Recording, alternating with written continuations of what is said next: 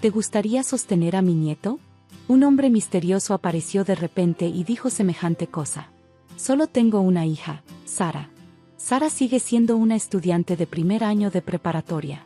No hay manera de que pudiera tener un nieto. ¿De qué está hablando este hombre? Asustada, me alejé rápidamente del lugar. Unos días después, una verdad increíble fue revelada. No puede ser. ¿Por qué estaba tan impactada? Mi nombre es Karen. Soy ama de casa y tengo 35 años. Me casé con mi esposo John hace 20 años. Tenemos una hija, Sara. Sara ahora está en su primer año de preparatoria. A diferencia de mí, es muy aplicada y le va bien en la escuela. Se ha convertido en una chica brillante y llena de energía. Me voy a la escuela. Yo también me voy al trabajo. Que tengas un buen día. Los despido mientras se van. Esta es una escena típica en nuestra vida. Creo que es una rutina diaria muy normal.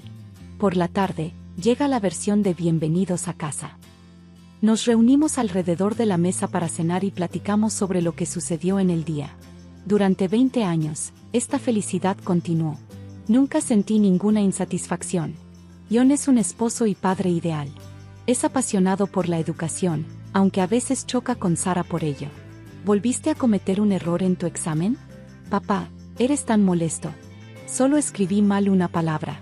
Yo pensaba que Sara era increíble, siempre ocupando los primeros 3 lugares en su clase. Personalmente, nunca fui buena para el estudio y creía que mientras no reprobara, estaba bien. Pero para John, un graduado de una universidad prestigiosa y ahora gerente de ventas en una gran empresa, quedar en segundo o tercer lugar no era suficiente. John, cálmate.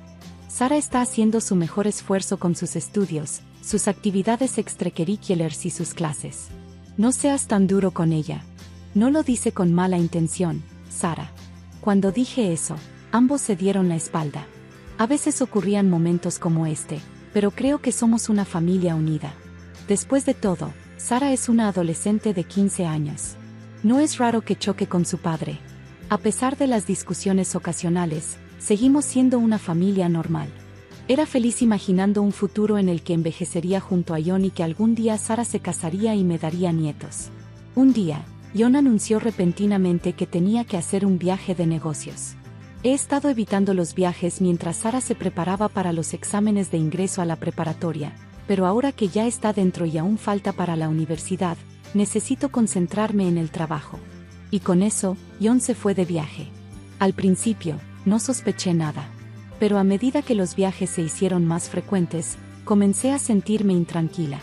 Aunque sea gerente de ventas, ¿no crees que son demasiados viajes de negocios? ¿No estará pasando algo más? Démosle tiempo. La universidad será cara y tal vez solo esté trabajando duro para ahorrar para nosotros. Quizás Sara no estaba del todo convencida, pero yo no quería dudar de mi esposo sin una razón. Pasaron varios meses con John viajando constantemente. Mientras tanto, Sara ya se había acostumbrado a la preparatoria y destacaba tanto en sus estudios como en sus actividades extracurriculares. Seguía jugando baloncesto y tocando el piano, igual que en la secundaria. Se acercaba su cumpleaños número 16, así que fui a un supermercado de lujo a comprar algo especial. De regreso a casa, ocurrió un incidente extraño. ¿Te gustaría sostener a mi nieto? ¿Eh? ¿Tu nieto? Un joven, aparentemente de poco más de 20 años, apareció de la nada. Me sentí desconcertada por su repentina aparición, pero cuando mencionó a un nieto, me quedé aún más. ¿Eh? Estoy confundida. No tengo un hijo, ni siquiera un nieto. Debes estar equivocado. Le di la espalda y me alejé apresuradamente. Miré hacia atrás una vez y vi que el hombre se subía a una camioneta con el logo de una empresa de construcción y se alejaba como si nada hubiera pasado. Mi corazón latía con fuerza y estaba aterrorizada. Cuando llegué a casa, John, quien no estaba de viaje, me recibió. «Te ves pálida, ¿corriste hasta aquí?» Había ido en bicicleta al supermercado, pero estaba tan asustada que lo olvidé por completo. Rápidamente le conté lo que había pasado.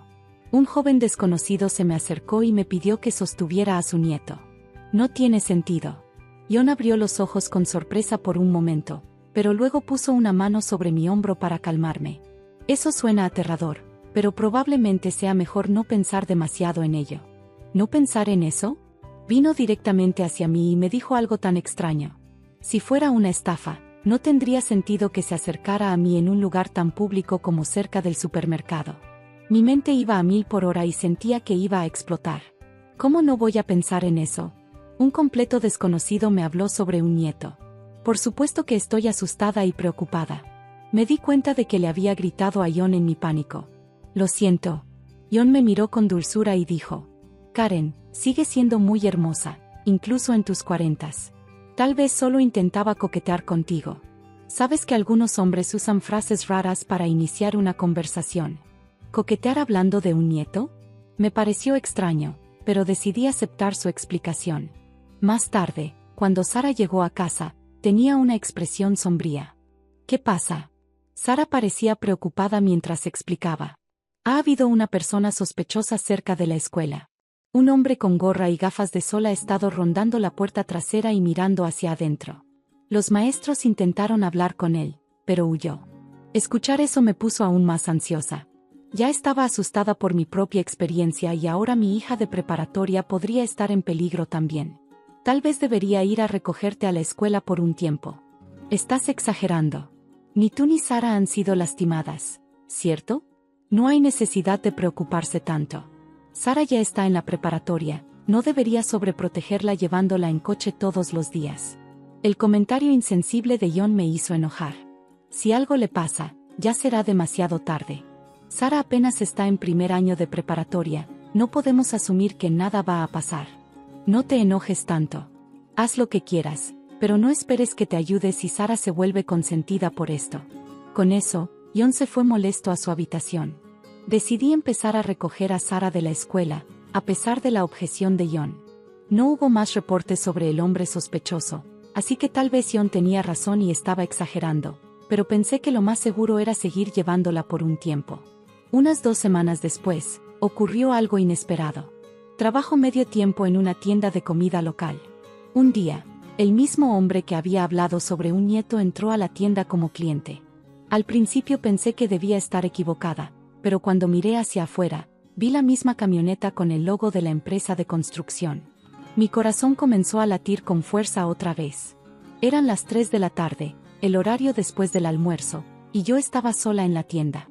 No podía correr ni esconderme, tenía que enfrentarlo.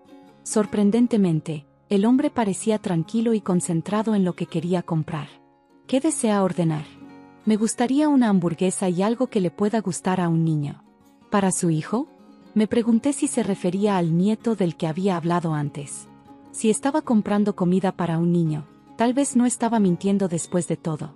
Mi hija tiene aproximadamente 1 año. ¿Una niña de 1 año? La comida aquí está condimentada para adultos. Podría ser demasiado salada para una niña tan pequeña. ¿Qué le gusta comer? El hombre se sorprendió, pero respondió. Le gusta el pollo. La tienda era pequeña, pero a veces los clientes regulares pedían comida personalizada. Decidí hacer algo especial para la niña. Esta vez haré una excepción, con menos condimentos y usando ingredientes más suaves. Pero solo será esta vez. Los otros empleados no pueden hacer pedidos especiales y si la gente se entera, podría ser un problema para la tienda. Estaba nerviosa por su reacción, pero para mi sorpresa, él me lo agradeció sinceramente. Muchas gracias. No soy bueno cocinando y he dependido de comida para bebés en paquetes. Esto me será de mucha ayuda. Agradeció de nuevo y se fue. Tal vez no era una mala persona después de todo. Sus palabras y su expresión parecían genuinas, especialmente porque yo misma había criado a Sara y sabía lo difícil que era ser padre. Esa noche le conté a John sobre el encuentro. Se veía preocupado y de inmediato hizo una llamada telefónica a alguien. Al día siguiente, mi jefe me llamó. Escuché sobre la situación. Deberías tomarte un descanso por un tiempo. Parecía que John había hablado con él. John estaba exagerando. El hombre solo había comprado algo de comida y se había ido.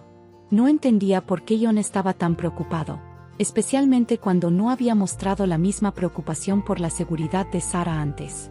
John insistió en que me quedara en casa, restringiendo mis movimientos. Incluso las compras diarias se convirtieron en su responsabilidad. Sara se dio cuenta y le reclamó a John. Papá, entiendo que estés preocupado, pero esto es demasiado. Mamá prácticamente está atrapada en casa. A pesar de las protestas de Sara, Jon no cambió de opinión y pasó un mes. Yo estaba al límite. Un día, recibí una llamada de una compañera de trabajo pidiéndome ayuda. Una guardería cercana necesita ayuda preparando almuerzos. ¿Puedes venir? Estamos cortos de personal. Iré. Llevaba demasiado tiempo encerrada y esto era una emergencia. Después de avisar a mi jefe, me dirigí a la guardería. Cuando llegué, me quedé en shock. El mismo hombre de antes estaba ahí, parado afuera, mirando hacia la guardería. Saqué mi teléfono rápidamente, lista para llamar a la policía. Justo en ese momento, una maestra salió cargando a una niña con una compresa fría en la frente.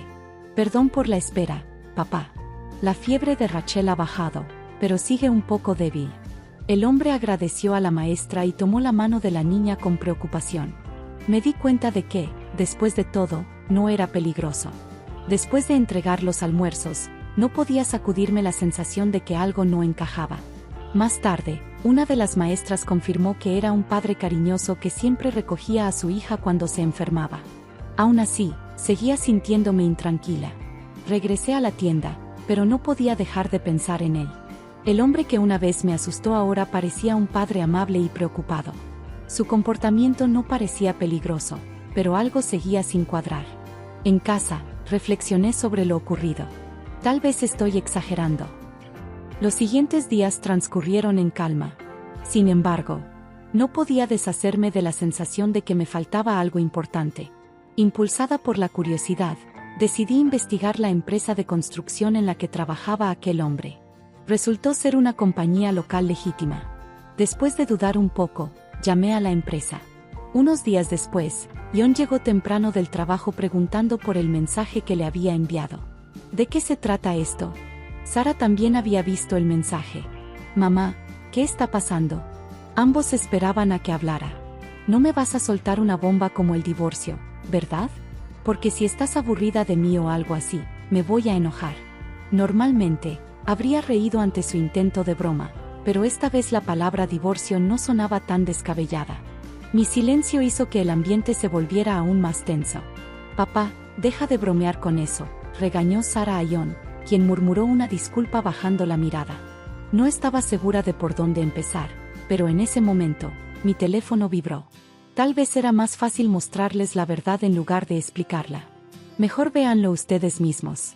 No sé si puedo explicarlo bien en este momento. Fui a la puerta e invité a alguien a pasar. Sara me miró confundida cuando vio al hombre. Oye, ¿quién es este, mamá? Esto no es algún amante secreto, ¿verdad? No me digas que tuviste un hijo en secreto. Dada la situación, entendí por qué Sara podía pensar eso. No, Sara. La que nos traicionó no fui yo. Señalé al hombre. Él es Isen y es tu hermano. ¿Ni qué? ¿De qué estás hablando? Y esta es Rachel, tu sobrina. Espera, mamá, esto no tiene sentido. Me di cuenta de que ser indirecta no ayudaría, así que decidí decir la verdad de frente. Isen es hijo de Jon. Lo tuvo con otra mujer antes de que nos casáramos. ¿Papá? ¿Es esto cierto?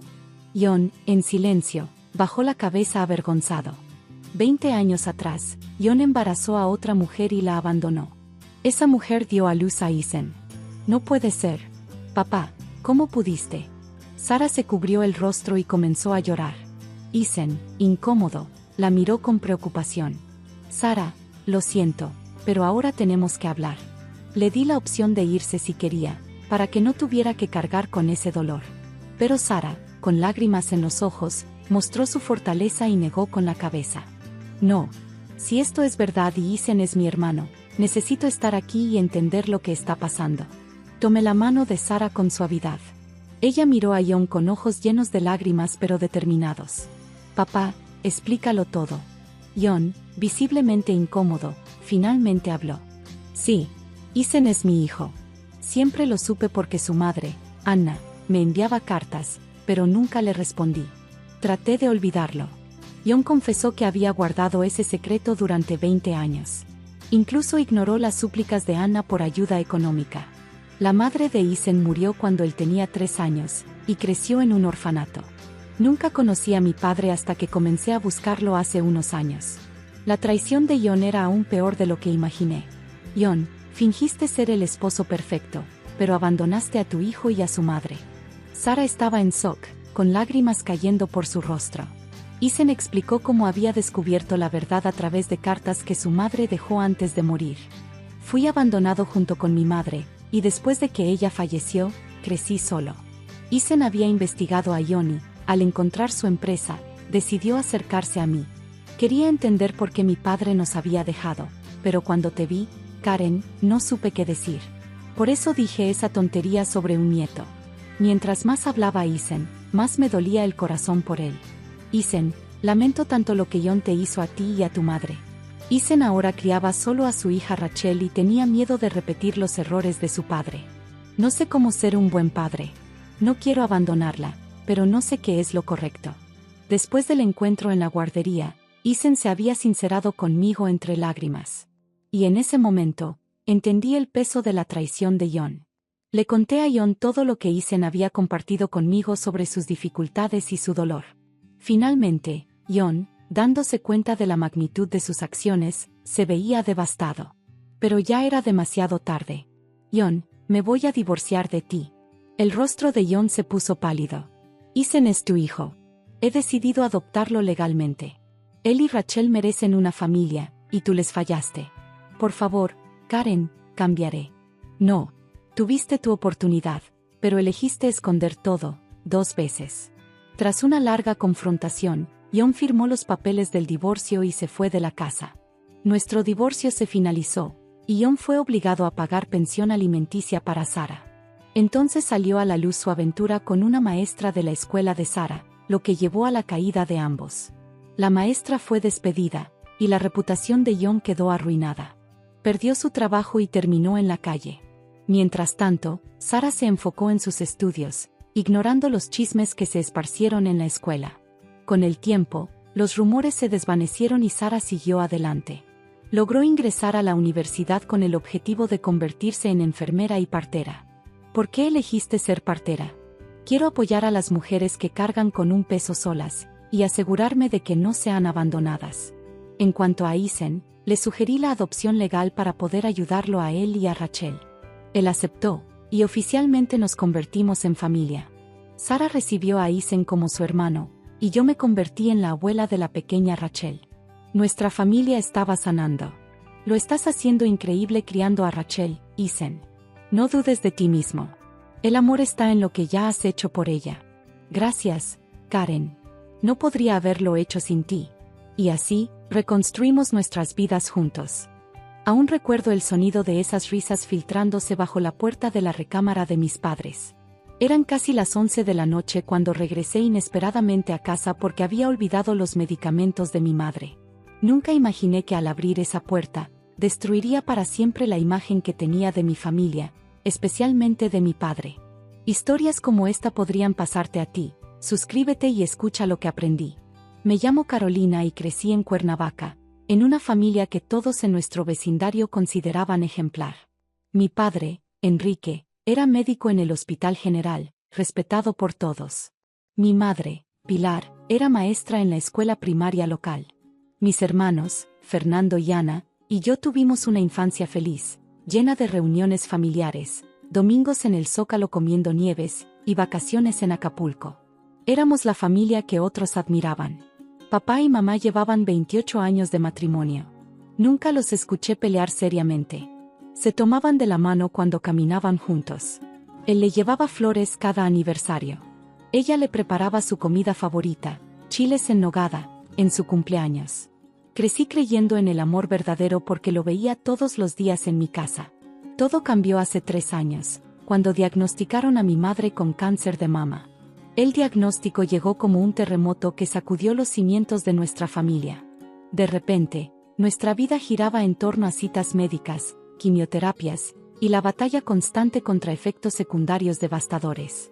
Mi padre, siendo médico, asumió inicialmente el control de la situación. Investigaba tratamientos, hablaba con colegas, nos explicaba cada detalle del proceso con paciencia. Los primeros meses, no se separaba de mamá. La acompañaba a cada sesión de quimioterapia, le sujetaba el cabello cuando vomitaba, le susurraba palabras de aliento cuando el dolor era insoportable. Tu padre es un santo, me decían las enfermeras. Así es como un hombre demuestra su amor. Fernando, mi hermano mayor, se había mudado a Monterrey por trabajo años atrás, pero venía cada 2 semanas para estar con mamá. Ana, mi hermana menor, estaba terminando la universidad en Guadalajara y también viajaba frecuentemente. Yo vivía en la Ciudad de México, pero pedí un traslado temporal en mi trabajo para regresar a Cuernavaca y estar más cerca de ella. Establecimos un sistema de turnos para que mamá nunca estuviera sola. Mi padre se encargaba de las noches, yo de las mañanas, y contratamos a una enfermera para las tardes cuando él tenía que trabajar. Todo parecía funcionar, a pesar de las circunstancias. Fue después de 6 meses cuando empecé a notar cambios sutiles en mi padre. Llegaba tarde a relevarme en el hospital. Cancelaba turnos con excusas sobre emergencias en su trabajo. Estaba constantemente revisando su celular y salía de la habitación para tomar llamadas. En ese momento, lo atribuí al estrés y al agotamiento que todos sentíamos. Una noche, mamá tuvo una reacción particularmente severa a la quimioterapia. La fiebre no cedía y los médicos decidieron dejarla internada para monitorearla. Me quedé con ella hasta tarde, pero cuando la medicación finalmente la hizo dormir, recordé que había olvidado llevarle sus pantuflas y su bata favorita, cosas pequeñas que le daban confort en ese ambiente estéril y frío. Decidí pasar rápidamente por la casa para recogerlas. Eran casi las 11 de la noche cuando llegué. Vi el auto de papá estacionado afuera, lo cual me extrañó. Se suponía que estaría en el hospital, relevándome. Pensé que quizás había pasado a descansar un momento antes de ir. Entré silenciosamente para no molestarlo si estaba durmiendo.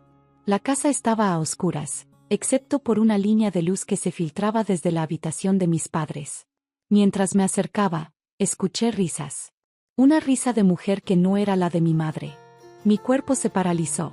Quería creer que había una explicación razonable. Quizás era la televisión. Quizás una vecina había venido a buscar algo. Quizás. Pero en el fondo, ya sabía. Con el corazón martillando en mi pecho, abrí la puerta sin tocar. Y ahí estaba mi padre, en la cama que compartía con mi madre, con una mujer que reconocí inmediatamente, Lorena, una enfermera que trabajaba en su departamento en el hospital. No recuerdo exactamente qué dije. Solo recuerdo fragmentos de esos momentos caóticos. Mi padre saltando de la cama, envuelto en una sábana, Lorena intentando cubrirse, mi voz gritando palabras que nunca pensé que le diría a mi padre. Recuerdo haber arrojado algo, quizás un portarretratos, y el sonido del cristal rompiéndose contra la pared. Tu madre está luchando por su vida, le grité. ¿Y tú estás aquí, en su cama, con esta? Mi padre intentó calmarme, acercarse. Carolina, por favor, podemos hablar de esto. No es lo que parece, interrumpí. Entonces, ¿qué es, papá? ¿Me vas a decir que le estabas tomando la temperatura? Lorena comenzó a vestirse apresuradamente, murmurando disculpas que sonaban huecas y ensayadas. Parecía avergonzada, pero no sorprendida. No era la primera vez, claramente. ¿Cuánto tiempo? Exigí saber. ¿Cuánto tiempo ha estado pasando esto mientras mamá sufre en ese hospital? Mi padre bajó la mirada. 8 meses, confesó. La revelación me golpeó como una bofetada. 8 meses. Prácticamente desde que mamá había comenzado su tratamiento. Eres un cobarde, le dije, con un desprecio que nunca había sentido antes. No mereces a mamá. Nunca la mereciste. Salí de la casa llevándome solamente las cosas de mi madre y la sensación de que nada volvería a ser igual. Conduje de regreso al hospital con lágrimas nublando mi visión, debatiéndome entre la rabia, el dolor y una pregunta imposible. ¿Debía contarle a mi madre? Esa noche no dormí. Me quedé junto a su cama, observando su rostro demacrado por la enfermedad, pensando en la nueva carga que ahora pesaba sobre mis hombros. ¿Cómo le dices a una mujer que está luchando por su vida que su compañero de casi 3 décadas la ha traicionado en su momento más vulnerable? A la mañana siguiente, mi padre apareció en el hospital. Tenía ojeras profundas y parecía haber envejecido 10 años en una noche. Me pidió hablar en la cafetería. «Lo que viste», comenzó. «No quiero tus excusas», lo interrumpí. «Solo quiero saber qué vas a hacer ahora». «Voy a terminar con Lorena», dijo. «Fue un error terrible, el peor de mi vida. Tu madre nunca tiene que saberlo». Solo la lastimaría cuando más necesita estar fuerte para su tratamiento. Lo miré fijamente, buscando algún indicio de sinceridad en sus ojos. ¿Realmente le importaba el bienestar de mamá, o solo quería evitar las consecuencias de sus acciones? ¿Y crees que yo puedo mirarte cada día, sabiendo lo que hiciste, y fingir que todo está bien? Te lo ruego, Carolina. Por tu madre. Ella no merece este dolor. Ese fue el inicio de una doble vida para mí también. Durante el día, mantenía una fachada de normalidad frente a mi madre. Le sonreía, le contaba historias, le daba ánimos. Pero cada vez que mi padre entraba en la habitación, sentía náuseas. Observaba cómo la besaba en la frente, cómo le acariciaba el cabello que apenas comenzaba a crecer nuevamente, y todo me parecía una actuación obscena. Llamé a mis hermanos esa misma semana y les conté todo. Fernando quería venir inmediatamente a confrontar a papá, pero le pedí que esperara. Ana lloró por horas al teléfono. Ninguno sabía qué hacer con esta bomba que amenazaba con destruir lo que quedaba de nuestra familia. Las semanas siguientes fueron un infierno silencioso. Mi padre cumplió su palabra de terminar con Lorena, al menos eso dijo, y ella pidió su traslado a otro hospital. Él intentaba comportarse como si nada hubiera pasado, redoblando atenciones hacia mi madre, trayéndole sus flores favoritas, siendo el esposo devoto que todos creíamos que era. Yo lo observaba con una mezcla de repulsión y tristeza, preguntándome cuánto de ese comportamiento era genuino y cuánto era culpa. ¿Realmente amaba a mi madre, o solo estaba arrepentido de haber sido descubierto? Fernando y Ana comenzaron a visitar con más frecuencia. Nunca mencionábamos el tema frente a mamá, pero la tensión era palpable. Las comidas familiares se convirtieron en ejercicios de actuación donde todos pretendíamos que nuestra familia seguía siendo la misma de siempre. Un domingo, después de que mis hermanos regresaran a sus ciudades, mi madre me pidió que me sentara junto a su cama. Algo pasa, dijo directamente. Y quiero que me digas qué es. No sé a qué te refieres, mamá, intenté evadir. Carolina, tengo cáncer, no soy tonta. Tu padre apenas me mira a los ojos. Tú te pones tensa cada vez que él entra a la habitación. Fernando y Ana actúan como si estuvieran pisando cascarones de huevo. Algo grave pasó, y merezco saber qué. La miré, tan frágil físicamente pero con esa fortaleza interior que siempre había admirado, y supe que no podía seguir mintiéndole. Papá te ha estado engañando, dije finalmente, las palabras saliendo como piedras de mi garganta. Con una enfermera del hospital. Comenzó poco después de tu diagnóstico. Esperaba lágrimas, gritos, quizás incluso negación. Pero mi madre simplemente cerró los ojos por un momento, como procesando la información, y luego asintió levemente. Ya lo sabía, dijo suavemente. Fue mi turno de quedarme sin palabras. ¿Lo sabías? ¿Cómo? Intuición, supongo. Pequeños detalles. El olor a un perfume diferente en su ropa. Llamadas que cortaba abruptamente cuando yo entraba. La forma en que evitaba ciertas conversaciones. Después de tantos años juntos, conoces a tu pareja mejor que a ti misma. ¿Y no dijiste nada? ¿No estás furiosa? ¿Destrozada? Por supuesto que sí. Pero estoy luchando por mi vida, Carolina. Tengo que elegir mis batallas. Su resignación me dolió más que cualquier otra reacción. Que mi madre, siempre tan digna y fuerte, se hubiera conformado con este engaño porque estaba demasiado débil para enfrentarlo, me pareció la injusticia más grande de todas. ¿Qué vas a hacer?, le pregunté. Sonrió tristemente. Por ahora, concentrarme en sanar. El cáncer es mi enemigo principal. Después, ya veré. Mi madre mejoró gradualmente en los meses siguientes. La quimioterapia estaba funcionando, los marcadores tumorales disminuían, y los médicos comenzaban a hablar de remisión con cauto optimismo. Mientras su cuerpo se fortalecía, también lo hacía su resolución. Una tarde, mientras la ayudaba a caminar por el jardín del hospital como parte de su terapia, me dijo: cuando salga de aquí, tu padre y yo tendremos que hablar. Realmente hablar. Y así fue. 3 semanas después, mi madre regresó a casa. La primera noche, pidió hablar a solas con mi padre. Fernando, Ana y yo esperamos en la sala, tensos, escuchando ocasionalmente voces elevadas desde la habitación. Después de casi 2 horas, la puerta se abrió. Mi madre salió primero, con los ojos enrojecidos pero la cabeza alta. Mi padre la siguió, visiblemente abatido. Su padre se mudará temporalmente con su tío Roberto, anunció mamá. Necesitamos espacio para decidir cómo proceder. Los siguientes meses fueron un proceso doloroso de reconstrucción familiar. Mis padres comenzaron terapia de pareja, cada uno también con sesiones individuales. Nosotros, los hijos, también fuimos invitados a algunas sesiones familiares donde finalmente pudimos expresar el dolor, la rabia y la decepción que sentíamos. Para mí, lo más difícil fue perdonar a mi padre. Cada vez que lo veía, recordaba esa noche, su traición, la imagen de él con otra mujer en la cama de mi madre. Durante meses, apenas le dirigía la palabra. Tu padre cometió un error terrible, me dijo mi terapeuta en una sesión. Pero no es un monstruo. Es un ser humano imperfecto que tomó decisiones desastrosas en un momento de vulnerabilidad. Vulnerabilidad, repliqué, indignada. Mi madre era la vulnerable, no él. Los cuidadores también sufren, Carolina. No estoy justificando lo que hizo, sino tratando de que entiendas que las personas no son solo sus peores acciones. Fue un proceso gradual. La rabia dio paso lentamente a una tristeza más reflexiva, y eventualmente, a una comprensión limitada. No aprobación, nunca eso, pero al menos la capacidad de ver a mi padre como un hombre complejo, no solo como el traidor que había destrozado nuestra familia. Mi madre, para mi sorpresa y admiración, decidió intentar reconstruir su matrimonio. 28 años no se tiran por la borda sin luchar, me explicó. No lo hago por él, ni siquiera por ustedes.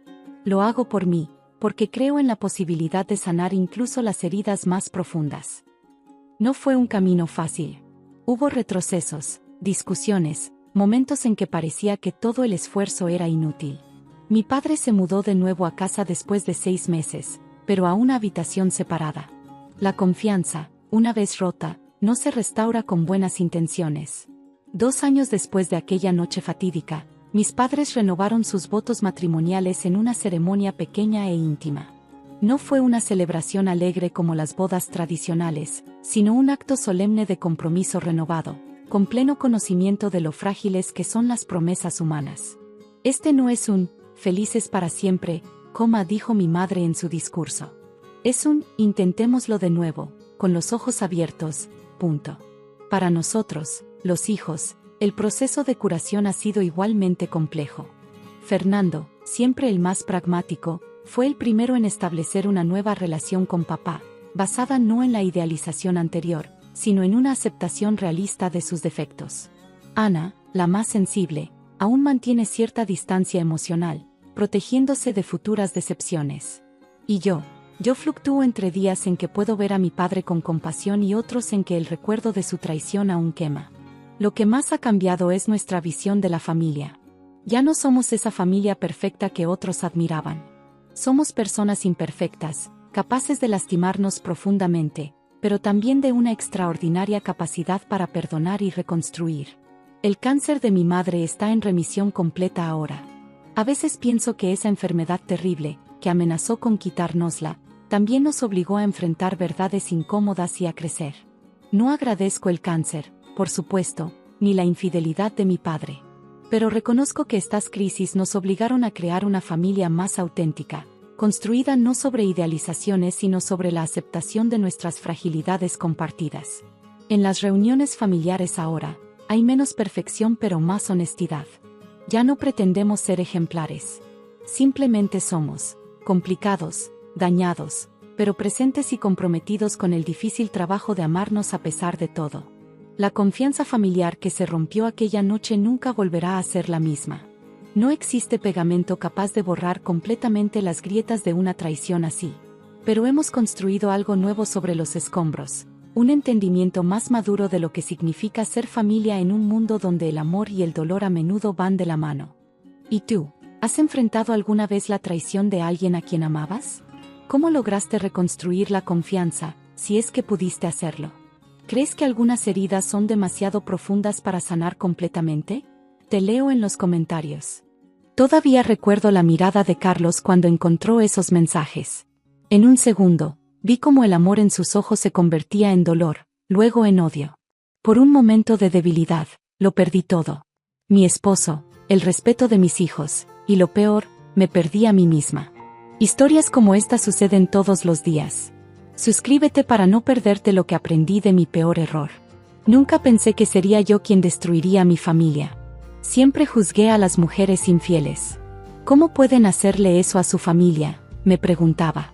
Pero la vida tiene formas crueles de enseñarte humildad. Me llamo Mariana, tengo 42 años y vivo en Monterrey. Hace 2 años tenía lo que muchos considerarían una vida perfecta, un matrimonio de 15 años con Carlos, un hombre trabajador y cariñoso, 2 hijos maravillosos, Daniela de 14 y Miguel de 12, una casa bonita en una buena colonia y un negocio pequeño pero exitoso de repostería que había comenzado desde casa. Carlos y yo nos conocimos en la universidad. Él estudiaba contabilidad y yo diseño gráfico. Nuestra historia no fue un flechazo inmediato, sino una amistad que floreció lentamente hasta convertirse en algo más profundo. Nos casamos jóvenes, apenas terminando nuestras carreras, llenos de sueños y planes. Los primeros años fueron difíciles económicamente, pero estábamos enamorados y eso parecía suficiente. Con el tiempo, Carlos ascendió en la empresa donde trabajaba y yo empecé mi negocio de repostería que comenzó a ganar clientes fieles. Compramos nuestra casa, tuvimos a nuestros hijos, y construimos lo que creía que era una base sólida. Pero como en muchas historias de este tipo, la rutina se fue instalando silenciosamente. Carlos trabajaba largas horas, a veces viajaba por negocios. Yo me ocupaba de los niños, de la casa, de mi negocio. Las conversaciones se volvieron prácticas. Los gastos, las actividades de los niños, los pendientes de la casa. Los besos apasionados se convirtieron en picos rápidos al salir por la puerta. Las noches de intimidad se espaciaron. No era infelicidad, era conformismo. Roberto entró en nuestras vidas hace 5 años. Era el nuevo socio de Carlos en la empresa. Un hombre divorciado, carismático, con esa confianza que algunas mujeres encuentran irresistible. Se convirtió en visitante frecuente de nuestra casa, casi parte de la familia. Los niños lo llamaban tío Roberto. Carlos lo consideraba su mejor amigo. Nunca hubo un momento definido donde pensé voy a engañar a mi esposo. Fue un descenso gradual. Primero, las miradas sostenidas un segundo más de lo necesario. Luego, los mensajes inocentes preguntando por recetas ya que él estaba aprendiendo a cocinar tras su divorcio. Después, las conversaciones profundas cuando se quedaba hasta tarde después de las cenas familiares, cuando Carlos ya se había ido a dormir cansado. Me gustaba cómo me escuchaba Roberto. Me hacía sentir interesante, deseada nuevamente. Con él podía hablar de arte, de música, de sueños aplazados. Cosas que con Carlos ya no discutía porque asumía que no le interesaban. La primera vez que nos besamos fue después de una cena en nuestra casa. Carlos se había ido a acostar temprano porque tenía una presentación importante al día siguiente. Roberto me ayudaba a recoger la cocina. Ni siquiera recuerdo quién dio el primer paso. Solo sé que un momento estábamos hablando, y al siguiente estábamos besándonos contra la encimera de la cocina, en mi propia casa, a metros de donde dormía mi esposo. La culpa me invadió de inmediato, pero no lo suficiente para detenerme. Así comenzó una aventura que duró 4 meses. Nos veíamos en su departamento durante mis supuestas clases de repostería avanzada o cuando él inventaba reuniones de trabajo con Carlos y luego cancelaba a último minuto. Me convertí en una persona que no reconocía. Mentía con facilidad, creaba coartadas elaboradas, revisaba obsesivamente mi celular para borrar cualquier evidencia. Me decía a mí misma que no estaba haciendo daño a nadie, que Carlos ni siquiera notaría mi ausencia emocional porque ya estábamos distanciados. El día que todo se derrumbó fue un domingo común. Estábamos todos en casa. Yo había salido a comprar ingredientes para la comida, olvidando mi celular en la mesa de la cocina. Carlos lo tomó pensando que era el suyo cuando sonó. Era un mensaje de Roberto: no puedo dejar de pensar en ti. Lo de ayer fue increíble. Te necesito otra vez. Cuando regresé, encontré a Carlos sentado en la sala, mi celular en sus manos, su rostro una máscara de dolor. No dijo nada. Solo me mostró la pantalla y esperó mi reacción. No tiene sentido describir la discusión que siguió. Los gritos, el llanto, las acusaciones. Lo peor fue cuando los niños bajaron, alertados por el ruido, y Carlos, cegado por el dolor, les dijo todo. Ver la confusión transformarse en decepción en los ojos de mis hijos fue lo más doloroso que he experimentado. Esa noche, Carlos hizo sus maletas y se fue a un hotel. Les explicó a los niños que necesitaba tiempo para pensar. Pero sus miradas me decían que entendían más de lo que debían. Los días siguientes fueron un infierno. Carlos volvió solo para recoger más de sus cosas. Se quedó temporalmente con su hermano mientras buscaba un departamento. Roberto, cobardemente, desapareció de nuestras vidas. Ni siquiera tuvo el valor de enfrentar las consecuencias de lo que habíamos hecho. Pedí perdón incontables veces, prometí cambiar, sugerí terapia de pareja. Pero algo se había roto irreparablemente. Los niños fueron lo más difícil. Miguel, mi pequeño, dejó de hablarme por semanas. Daniela, mi adolescente, se volvió abiertamente hostil. ¿Por qué lo hiciste, mamá? ¿No nos amabas lo suficiente?, me preguntó una noche, con lágrimas en los ojos. No tenía respuesta. Cualquier explicación sonaba como una excusa patética. El divorcio fue rápido y sorprendentemente civilizado en lo legal. Carlos no quiso pelear, solo terminar con todo lo antes posible. Acordamos custodia compartida, aunque los niños preferían estar con él. Mi casa, antes llena de vida, se convirtió en un espacio vacío y silencioso la mayoría del tiempo. Mi negocio de repostería sufrió también. En una ciudad como Monterrey, los chismes corren rápido. Perdí clientes, amigos que tomaron partido por Carlos. Me convertí en la infiel, la que destruyó su familia por una aventura. Roberto, por supuesto, no sufrió el mismo escrutinio social. Han pasado 2 años.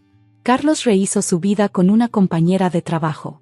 Es una buena mujer y trata bien a mis hijos, lo que hace que me duela y me alivia al mismo tiempo. Los niños están mejor ahora, la terapia les ha ayudado a procesar todo.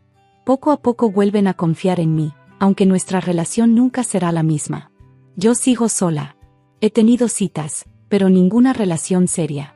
La culpa es una compañera constante. No solo por haber traicionado a Carlos, sino por haber puesto mis deseos egoístas por encima de la estabilidad de mis hijos. Si pudiera volver atrás, cambiaría todo. Habría hablado con Carlos sobre mi insatisfacción en vez de buscar atención en otra parte. Habría luchado por mi matrimonio antes de darlo por sentado. Habría valorado lo que tenía en lugar de arriesgarlo por la emoción de lo prohibido. Este es mi castigo, vivir con las consecuencias de mis acciones, ver a mis hijos crecer divididos entre 2 hogares, saber que causé un dolor innecesario a un hombre bueno que no lo merecía. Si hay algo que he aprendido es que no hay aventura que valga la destrucción de una familia. Que la honestidad, por dolorosa que sea, es siempre mejor que la traición. Y que el momento de placer egoísta nunca justifica el dolor permanente que causa. Ahora trato de reconstruir mi vida día a día. Mi negocio se recupera lentamente. Mi relación con mis hijos mejora poco a poco. Pero las cicatrices quedan, en todos nosotros. Esta es mi historia, mi confesión, mi advertencia. El arrepentimiento llega siempre, pero llega tarde. Y vivir con ello es el verdadero castigo. Si estás en una situación similar a la que yo estuve, piénsalo 2 veces antes de dar ese paso. El precio es demasiado alto. ¿Tú qué habrías hecho en mi lugar? ¿Crees que merezco el perdón de mi familia? Te leo en los comentarios.